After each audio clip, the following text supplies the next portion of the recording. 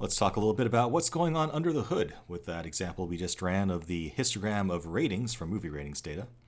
Good thing to understand what's actually happening under the hood, not just for academic reasons, but also because you want to make sure that you're structuring your Spark scripts in such a way that they will perform in an optimal manner. And having some idea of what's going on underneath the hood can help you do that. And we'll see as we get into more complicated examples later on how we can apply this knowledge. So let's take a look at that little ratings counter example that we ran in the previous lecture. So what actually happened when we called count by value on that RDD? That was kind of the last step in our script, and it actually was an action on an RDD, which caused Spark to go back and actually figure out an execution plan for how to actually get the results we asked for. So what happens there? Well, it keeps track of all the things that we've chained together from different RDDs and how they connect to each other, and based on that information, it constructs a directed acyclic graph. In this case, it might be a very simple one that looks a little bit like this. Basically, we start with a text file command that imports a bunch of raw data into an RDD. We then map that RDD to parse out the information that we care about, which is just the ratings themselves.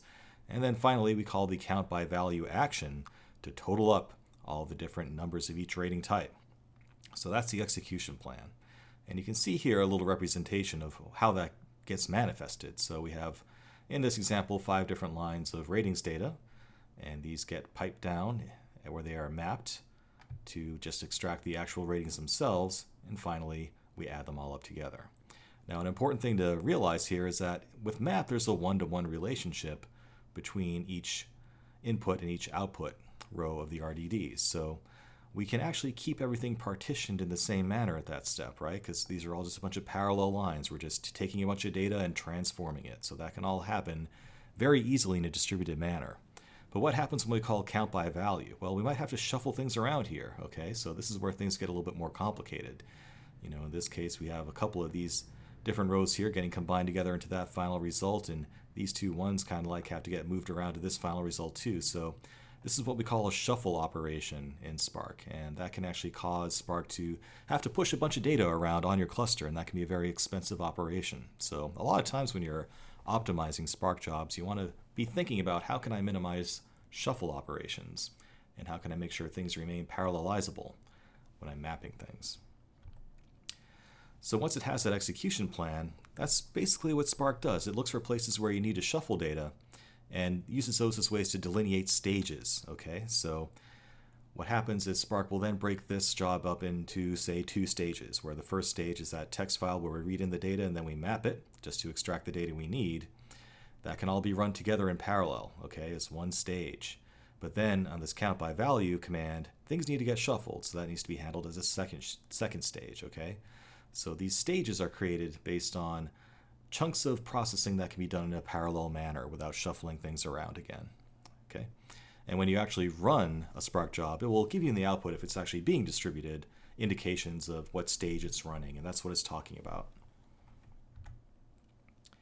And then, once we have our stages, it will then split those stages up into tasks. So this is where things actually get distributed. Now notice that we have these sort of parallel processing, parallel lines of transformations going on here. Maybe it will break up these two on one node of your cluster, and these two into another node of the cluster, and this one onto yet another one. So the tasks just break up parallelizable tasks, if you will, for lack of a better word, into discrete pieces that can be processed individually and in parallel. Okay, makes sense? So we start with an execution plan. The execution plan is broken into stages based on things that can be processed together in parallel that don't have a shuffle involved. And then stages get broken up into tasks that are distributed to individual nodes on your cluster. Okay, that's all there is to it. And then it just goes and does it. So it's up to your cluster manager at that point to actually get the data where it needs to be and collect it all back to where it needs to be in the end in your driver script. And the machine starts running and you get back your results. So at a high level, that is how Spark works internally. And it's just good to understand that. Again, when we're trying to optimize things later on, we'll be talking about things like explicitly partitioning your data and trying to structure things in a way that reduces the amount of shuffles. So keep that in mind.